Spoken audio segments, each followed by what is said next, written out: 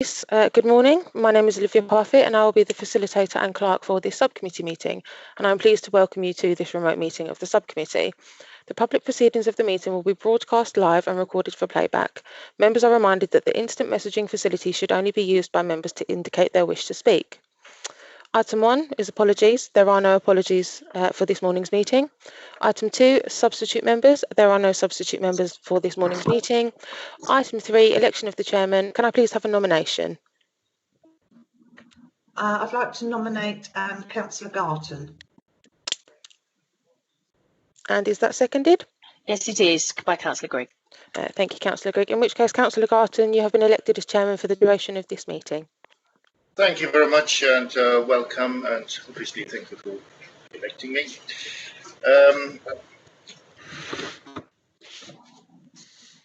The election of chairman. Okay, item number 4. As chairman, I will ask if there are any disclosures by members and officers. Please speak to make a disclosure only.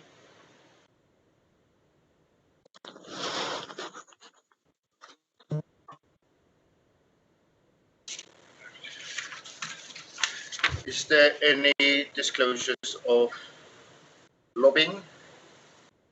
None. None. I think this part of you would have to ask us all, but I can say open none, so that is that done with. I don't think that there are any items which should be taken in private because of possible disclosure of exempt information. So I intend to take item 7, the application for a premise license under the Licensing Act 2003 for Escape Kent Prison Island at 60 to 61 High Street, Maidstone, Kent. ME14 public. Is everybody in agreement with that? Yes. Agreed. Following the hearing's closure, the subcommittee will then retire to private section to consider the application, and the decision will then be announced later on in public. We will give the time notes, etc. to anybody present at this meeting or watching online. Item 7, the application for a premise license under Licensing Act 2003. Already read out the address. I will now ask that all persons participating in this morning's hearing identify themselves, starting with members of the subcommittee. Councillor Joy. Denise Joy, represents High Street Ward.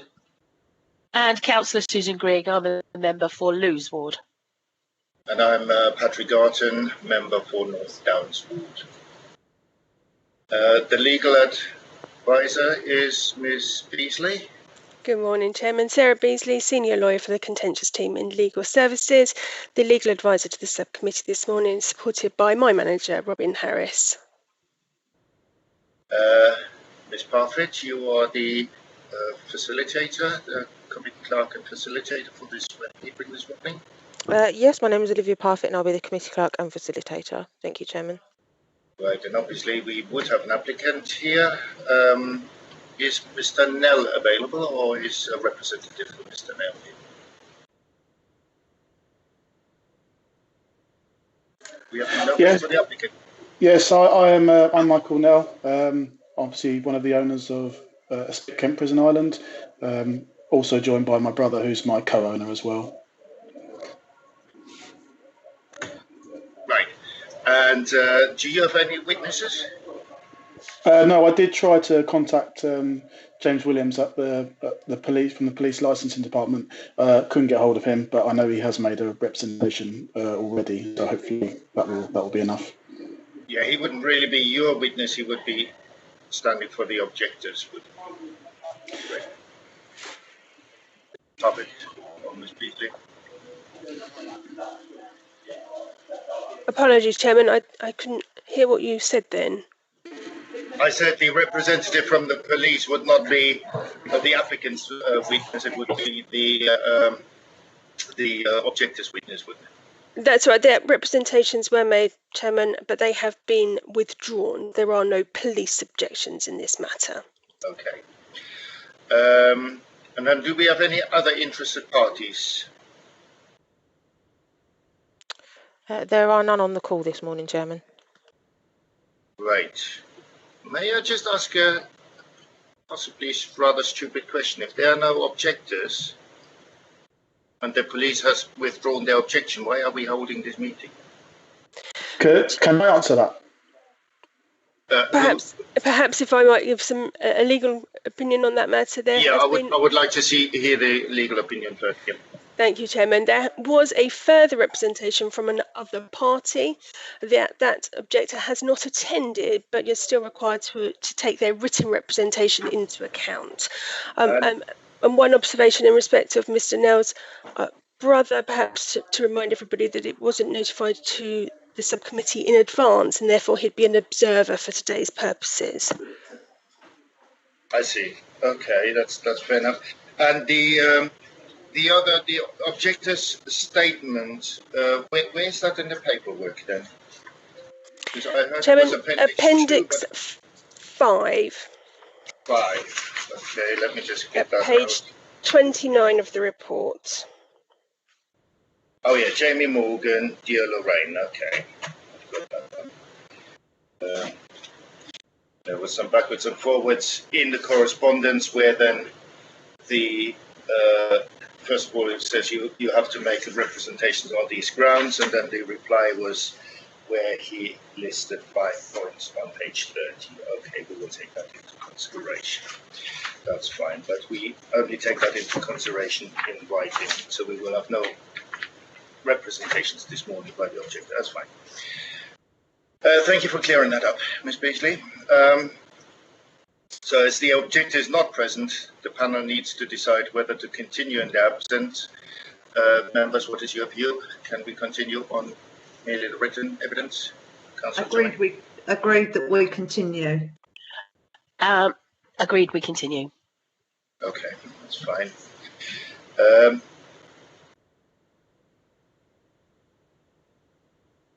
Can I ask all parties, councillors as well as legal team, as well as the applicant obviously knows his paperwork, but has everybody received the paperwork and studied it? Councillor Joy, yes, I've seen and studied, thank you. Councillor Grigg, I've read the papers. Thank you. Okay. I believe both officers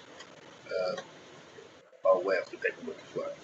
I will now explain that the subcommittee will allow all parties to put their case fully and make submissions to the panel within a reasonable time frame. The procedure would take the form of a discussion led by the subcommittee, with cross-examination usually permitted within a reasonable time frame. Any persons in attendance behaving in a disruptive manner may be directed to leave the meeting, including temporarily, after which such person may submit to the subcommittee over the instant messaging facility any information which that person would have been entitled to give orally, had the person not been required to leave the meeting. If this is not possible, they may be allowed to speak at the chairman's invitation. I hope that we are all very well behaved this morning and don't have to go to those drastic measures. I will now ask that all subcommittee members confirm that they have, we had that already, sorry, slipped in the line. Have any draft conditions been agreed between the applicant and the other parties? I believe something has been agreed with the police. Chairman, may I just raise a point? Somebody else has joined the meeting. Perhaps we could ask them to introduce themselves and who they are. I can't see anybody, but I have a few blank faces here. Yes, please. Who has joined the meeting? On my screen it says Sharon.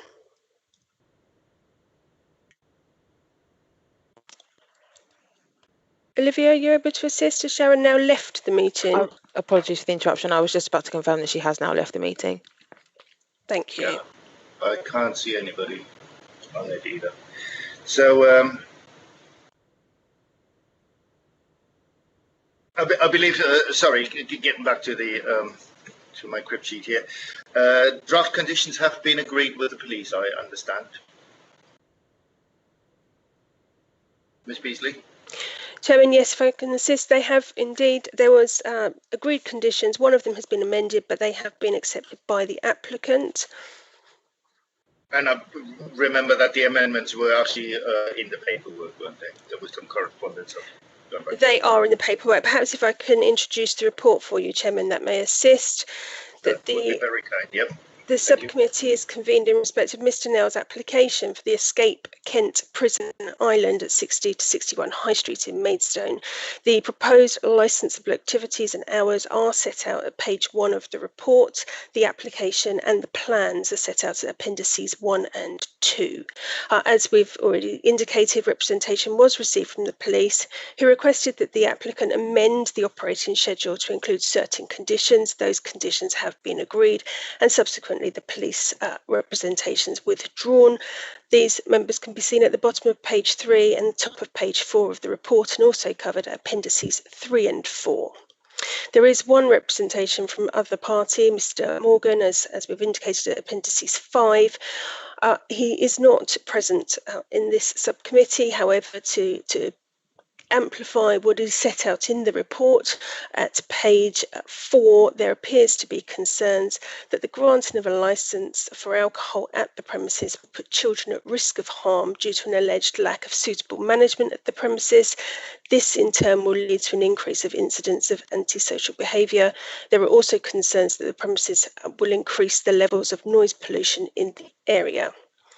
Members, the subcommittee is asked to determine this licensing act application and decide whether to grant a premises licence. Thank you, Chairman. Thank you. I will now ask if the applicant requests to have any witnesses give evidence at the hearing. No, I haven't got any, no. Thank you. I will now invite you to provide your opening remarks, followed by any evidence. So if you would please introduce your project, so to say. Sure. So I think the key piece of information here is that Jamie Morgan used to be a staff member for us who we had to let go. He obviously has seen that we can sell alcohol. I don't think it takes a genius to work out why he's put this objection in. In terms of the sort of crime aspect, as we've already discussed, the police have been involved. They've that's quite heavily how we're going to run it. Very happy, and they've withdrawn any objections. Noise pollution. Obviously, the place used to be a nightclub, so there's such good sound insulation. There's not going to be any problem from noise pollution. And in terms of lack of management and competency, well, I'm sitting here with my personal license, which is specifically designed to prove that I am competent. So I don't really know what else I can do. You know, I've got 3 businesses which have gone from strength to strength. They've managed to survive the coronavirus pandemic. So it's quite baseless, this claim of incompetency, really. And it is clearly just a bitterness at the fact that we let him go. That's so obvious to me. Right. Can I sort of take 2 steps back, because you already addressed the objections? Could you explain to us sort of a bit more pictures about what this business is all about? I understand it's a daytime till 11 o'clock at night license. It's not a nightclub. It's not quite a pub, apparently, because you have golf facilities there as well.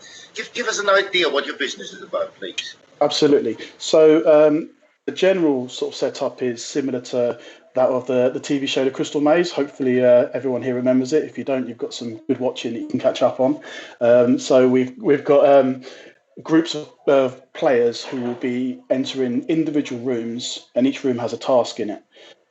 They will go in, complete the task, score some points, and at the end of their session, they'll aim to be at the top of the leaderboard. We are also looking at adding an adventure golf. It's not there yet, but we hope to have it in there very soon. And obviously, we are aiming to add a small bar area. It's not a nightclub. It's only going to be for sort of till 11 o'clock in the evening. It's people to have a couple of drinks after their experience. It's not going to be run as a full pub. It's just to sort of add to the experience, really.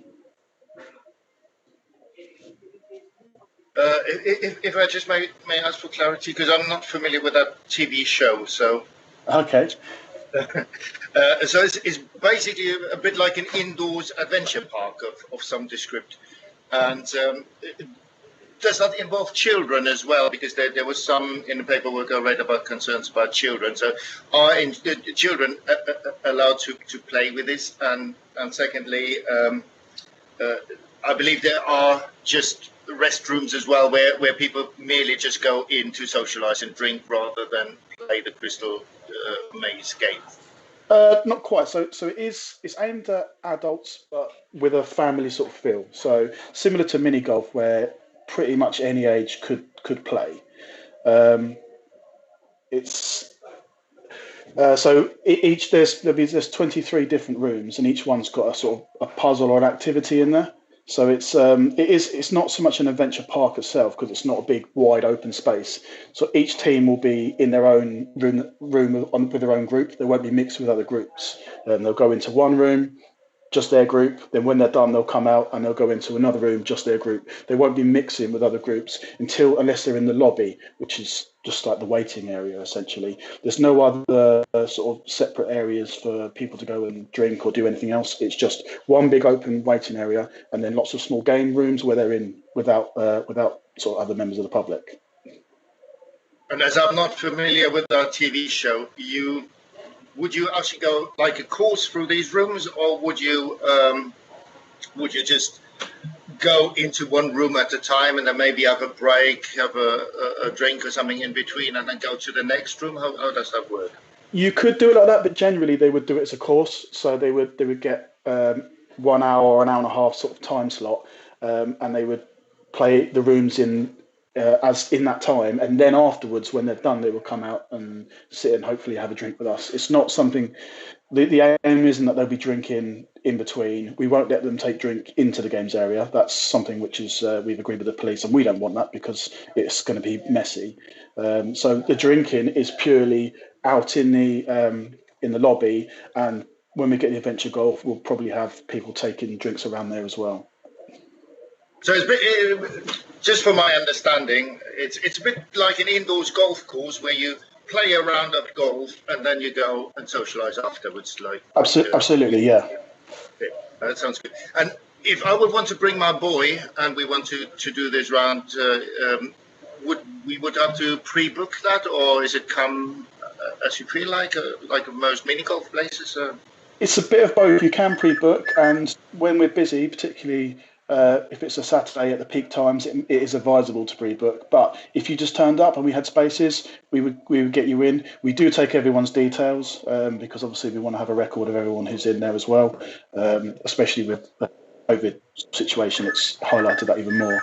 So we still get details of everyone who's in there, the lead booker. There is both options in terms of booking or just turning up on the day. Right. No, thank you very much. That's very helpful for your explanations. Sorry for barging in from the chair, because normally I would give over to fellow members. I just didn't really quite understand the concept which you're providing, which seems to be quite a novelty. So over to my colleagues. Councillor Grigg, do you want to ask some questions? Yes, if I could, please. I noticed from my papers that you potentially could have a maximum of 250 people there. I'd like to really understand the staff training and the ratio, so it's a little bit more about the staff. Looking at the police objection, which was the fact that you're not can't guarantee a DPS will be on site the entire time. Can you just reassure me who would be in charge if a DPS isn't there, and what their training has been to that point? Okay, yes. So obviously, where we're growing as a company, 250 people is probably more than we would have there. At the moment, we can take 80 as a maximum. I think 250 was a overestimate, so that we covered ourselves if the mini golf was to be particularly busy when it's open as well. Obviously, at the moment, we would with 80 players, we normally have 3 to 4 staff on, which would include the management. The manager would be someone who's been working for us for a significant amount of time, so would know the running of the the place and how things work. In terms of alcohol licensing, we've spoke with James Williams at the police, and he's given us some recommended courses that we would have to get our staff to go through so that they can be up to date with all the requirements for the alcohol, sort of the sale of alcohol, obviously, and how to do certain bits and pieces such as refusals logs and the Think 25 campaign and things like that. Okay, so the staff at this moment haven't had that training, but you We have- aim to give them that training. Yes, where we've had the coronavirus, we've actually had to have a completely new staff set, so Okay. we have to get them in as part of the intro package. So if you had 80 people in there, how many staff would you have in there? Normally, we'd probably have 3 or 4, depending, because 80 people would be for an hour's period. If we had no one else for the rest of the day, we would get away with 3. But if it was 80 throughout the whole day for every time slot, then we might need more people. Sorry to interrupt here. A very important family issue just cropped up, which may take me 5 minutes to sort that out. Could we please put this meeting on hold for 5 minutes? It is extremely serious. I've got professionals from another agency here at the moment. Councillors, are you in agreement for an adjournment for a period of time? Yeah. How long, Councillor Garden? I would say not more than 10 minutes. So if we meet at 10:30. Yeah. Okay. Yep, Sorry, that's okay.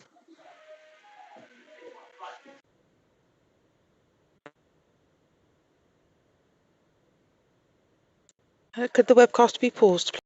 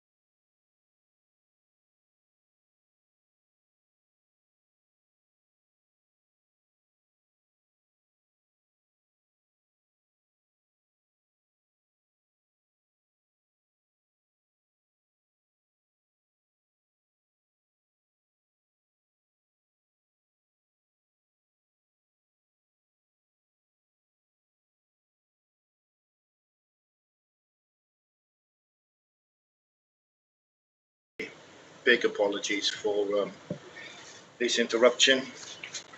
As I said, it was definitely a very urgent personal issue. Fortunately, these things would not arise at Town Hall once we're back holding meetings. Anyway, Councillor Grigg, you just asked a question. Would you like to repeat the question and please the applicant? I think what I because I got inside up to that. Because you were distracted, what I'll do, I think I'll just give you the answers of the points that I asked. One was the ratio of staff. At the moment, the maximum number is 250. And Mr. Nell said to me, at the moment, this is a growing business, and the maximum they currently have in there is 80. And the staff ratio for that is 3 to 4 people. I then went on to ask about staff training, and because obviously the police objection was that a DPS or a personal licence holder couldn't be on site at all times, but would be on duty and could be contactable by phone.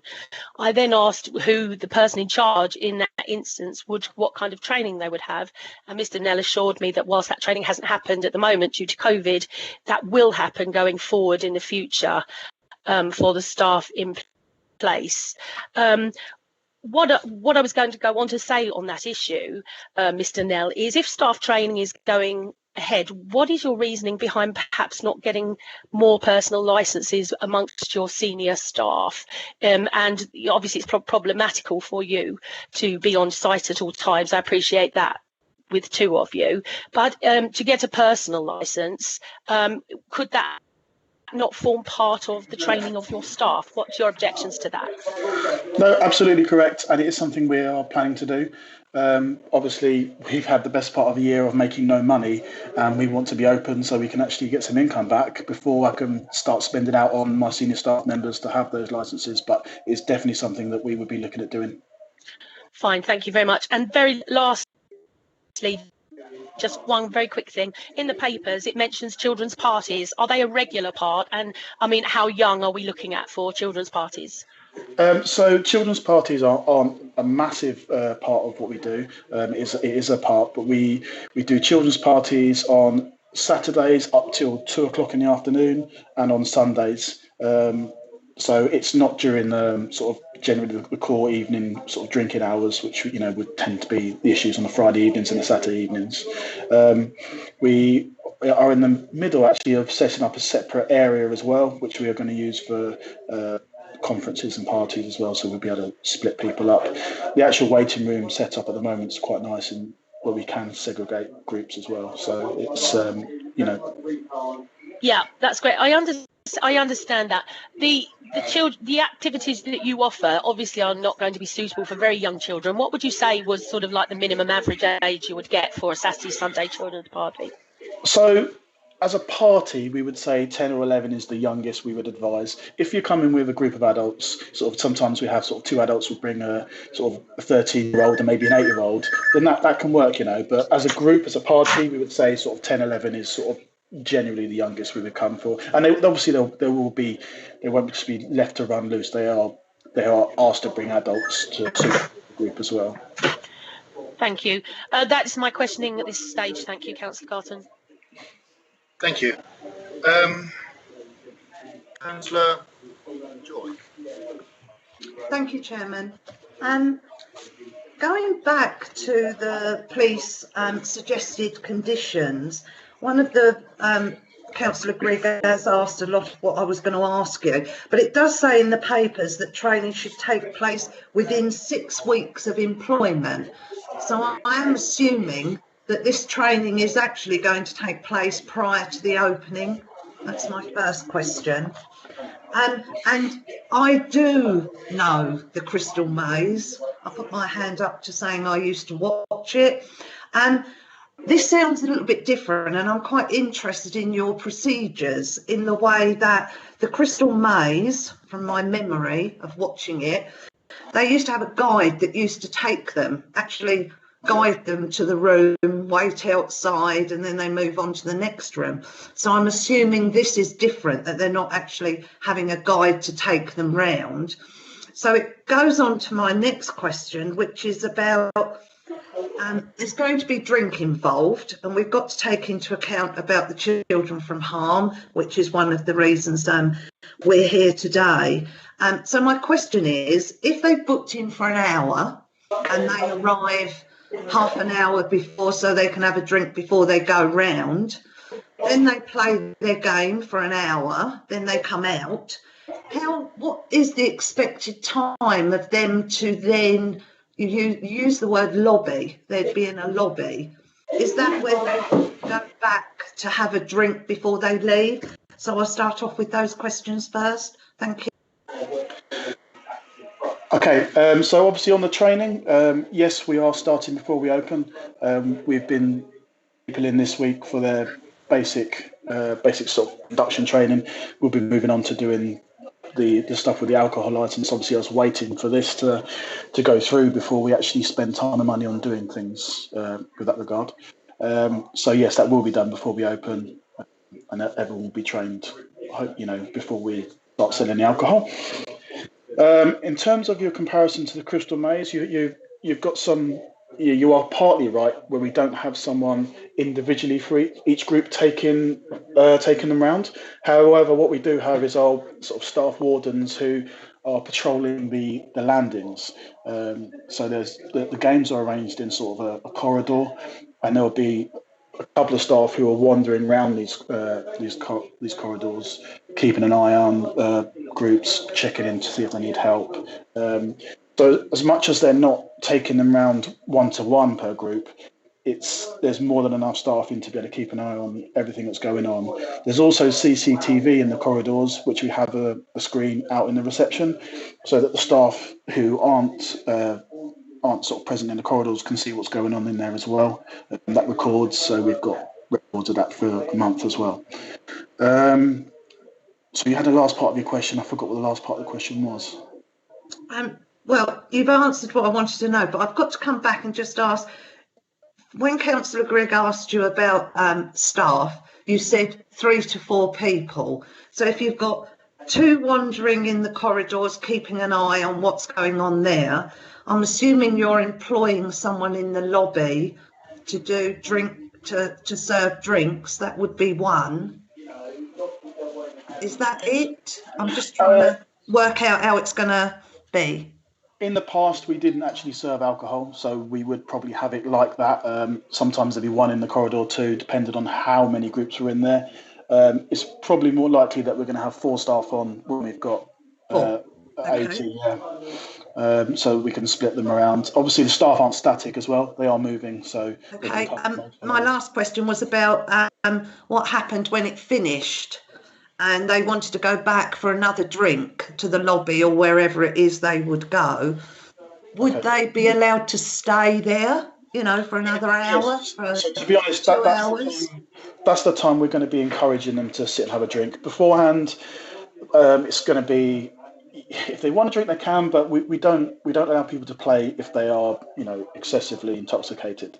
So it's more about the afterwards having a drink. Right. So thank you very much. But just before I go, if then I booked a 2:00 afternoon appointment, there would be nothing stopping me from having my hour, so coming out at 3 and then staying for the rest of the evening just to have a drink and a chat and enjoy myself, basically. Yeah, absolutely. As long as you're behaving yourself, that's fine. Thank you. Thank you, Chairman. I'm still bamboozled by the concept, especially since I haven't seen that TV show. Is your business now, is that a brand new project, or have you been doing that already in the same premises, just without the alcohol? So Prison Island itself has been open for just over a year before the COVID lockdown. So we had actually been running for a year without the alcohol. There are a number of other prison islands around Europe. They all run selling alcohol. I think there's about 45 or 50 different sort of franchises. We also have our escape rooms in Canterbury, which are a similar style of activity, which we've been running for 5 years. So we know the industry well. We know the type of customer we get in, and we know sort of what people are, how they act when they're here. Okay, yeah, that's fine. I'm sure it's something which I missed so far, so I ought to come down and have a look at it. Right, where are we? We don't have objector present, so are we taking the objector's notes as the papers on page 30, or do you need me to read out the 5 points of objection? Chairman, if it's noted that they have been read, that's sufficient for the purposes. Okay. Does Ms. Beasley or Ms. Parfitt, do we know any more details about who Jamie Morgan is? Has he supplied the council with an address? Is he a Maidstone resident? Do we know that? Or I know the applicant already alluded us to who he thinks Mr. Morgan is. Chairman, in respect to the papers that have been redacted, there were details there of vicinity within Maidstone where the objector is resident, so it can be confirmed that he is a Maidstone resident. But given the representations made, the exact location was redacted. That's good enough. Fair enough. If I fellow councillors have any questions regarding the representations made? May I ask a clarification, please, Councillor Garton, on 2 points to Miss Beasley. If we approve this application today, we are doing it on the basis that training is going to happen and it's not in place at the moment. Do we need to request proof of that before opening to ensure that our request has been met? That is the first question. And the second thing is that there's a huge difference between 80 people and 250 people. Would it be appropriate and permissible to reduce that maximum number at this stage? Thank you, Councillor Grigg.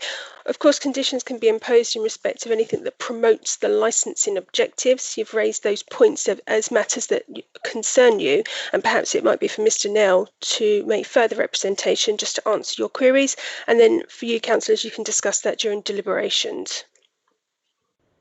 Thank you. Could I just put those questions to you, Mr. Nell? Are you happy to provide proof of your training prior to opening in order to assure us that our conditions have been met? And what is your feeling on reducing the maximum number if you feel that at this stage 80 is your maximum?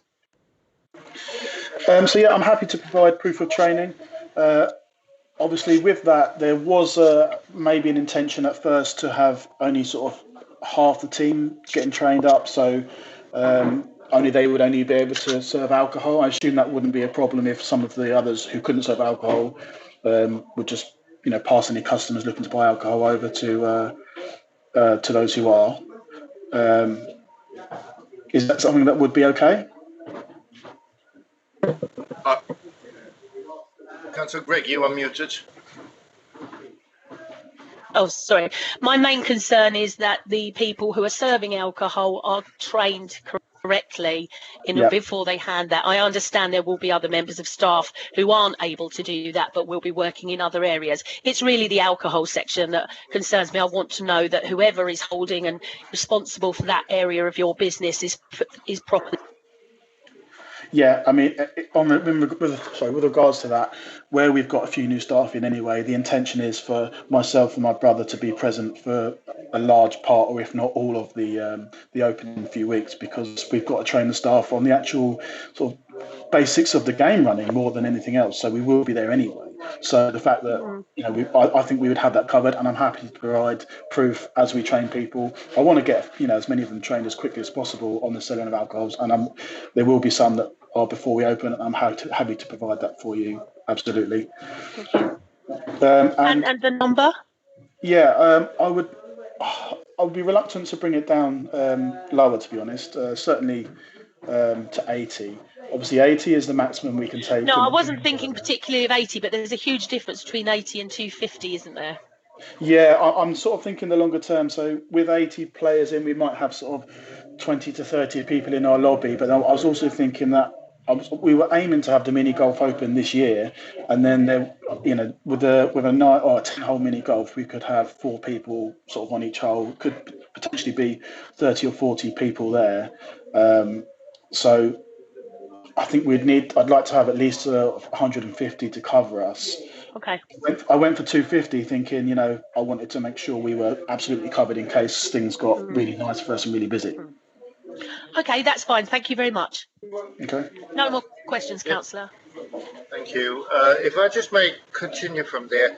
So you've got this playing area, which is obviously the largest part of your premises, and you've got the lobby where alcohol can be consumed.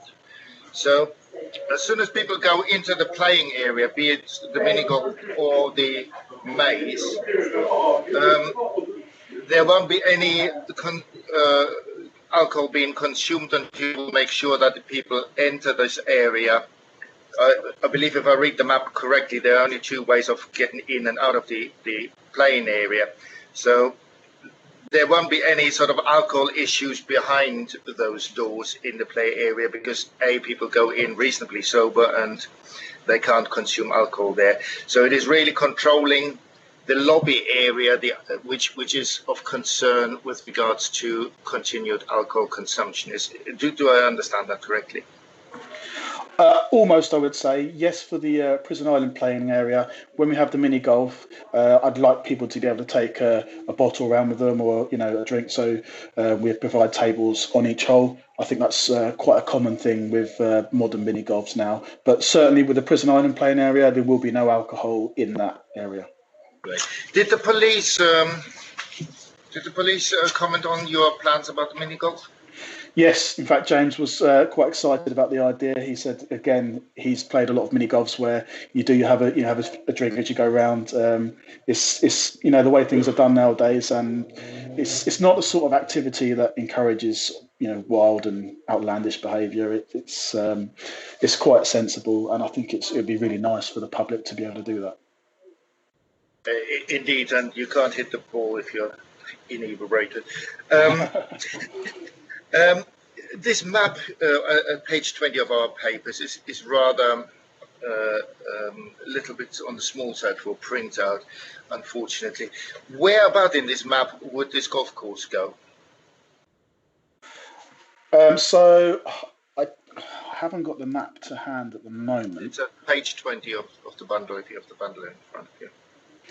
Okay, so if you're looking at it from the front, on the left, there's a small entrance door, and that will be where the mini golf. It's sort of like a long, thin corridor, and then loops back round to the front. So it would be down the left-hand side, and then looping up the back. Right. So the mini golf would be to the left, and the maze, what people would sort of tee off to the right. Yes. Okay. And there's no way that people can go from the far end of the mini golf. Can they sneak into the other play area, or are these totally separated areas? No, there's a door, but we keep it locked. Okay. It's obviously just for staff. There's no other way of them getting around without coming through the lobby. Right. So you go from the lobby to either or, and there's no connection going. Okay, correct. That makes sense. Right. Does the applicant wish to ask any further questions? No, but I think Ms. Joy has a question. Thank you. Yeah, sorry, Councillor. Yes, I did. Thank you. Just some clarification. Can you just tell me, I need to get this right. I'm arriving for a 2:00 appointment with my grandson and a group.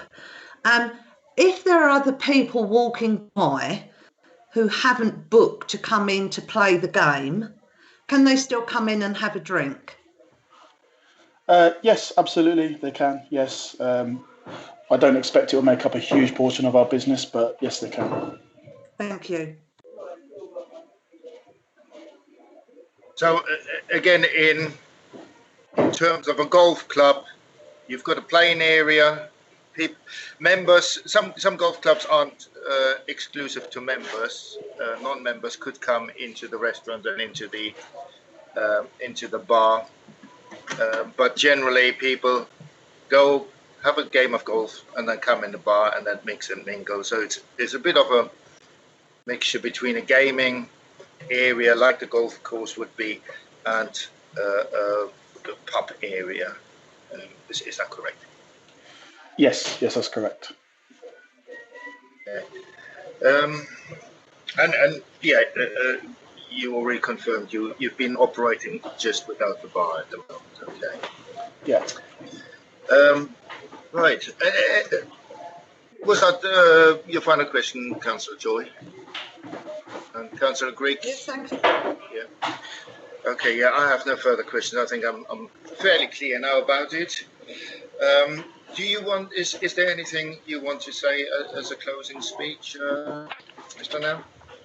Yeah, but one more thing I would like to say is that obviously we are high street based and we have been running for over a year like this. Now, whilst we don't serve alcohol, being on the high street, there are lots and lots of pubs all around, even next door, places where people can drink and have alcohol. So if it was going to be a problem that people would be drinking and playing with us, there is still the opportunity for them to do it. So I don't think by us serving them the alcohol, it actually changes that. It just means that we can get paid for it instead of someone else. So I think we've almost demonstrated that we can support this just by the fact of being in the high street around pubs and places serving alcohol already. Right. Subcommittee. Are there any, Ms. Beasley? Are there any? Can you confirm that whether there are any further matters to be raised or resolved before we are closing this hearing? Thank you, Chairman. No further matters, just perhaps a time for reconvening. Members, shall we say 45 minutes? Is that enough? Or do we need a little bit longer? I think 45 minutes will be enough. Okay, I now declare this meeting closed, this hearing. The subcommittee members, accompanied by the legal advisor only, will now enter into a closed session to deliberate. And we shall be back in, shall we say 11:40? Because just over 45 minutes. So I see you all back at 11:40. Yeah. Will I need to join on the same link as I did before? Am I still expected to do it? Yes, we go on to another link now, together with the legal advisor, just members and the legal advisor, and then on the same link where you joined earlier, you come back at 11:40. Okay, thank you. Okay, we're all now logging out. Thank you. Thank you.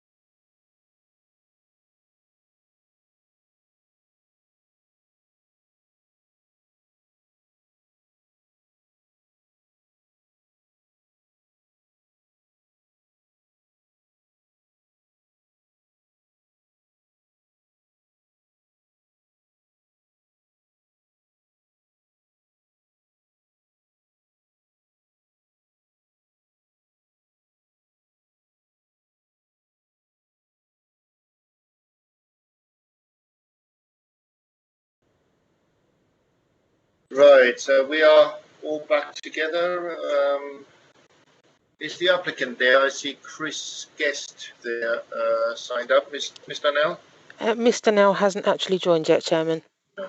Okay, we have to wait for.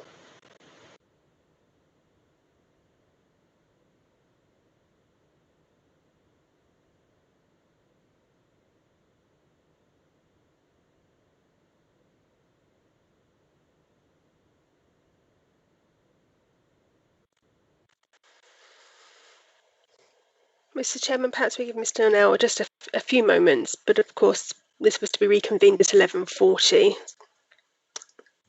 Yeah, I think we should give him a minute or two trying to log on. Sometimes it's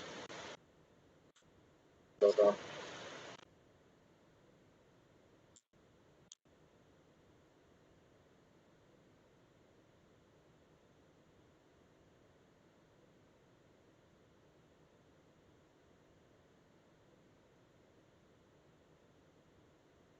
$11:41 now.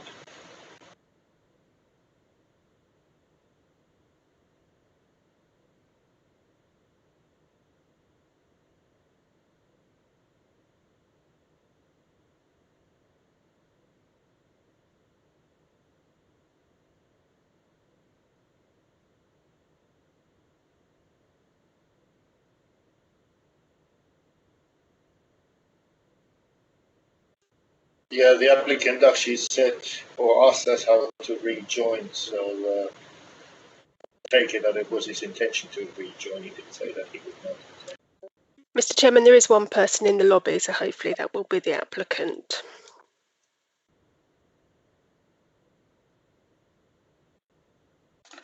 Hello. Hello.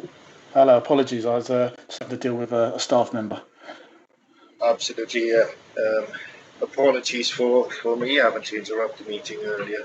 I'm fully aware of how things like that go. Right, so we are all present now. So I can resume this meeting and give you our decision.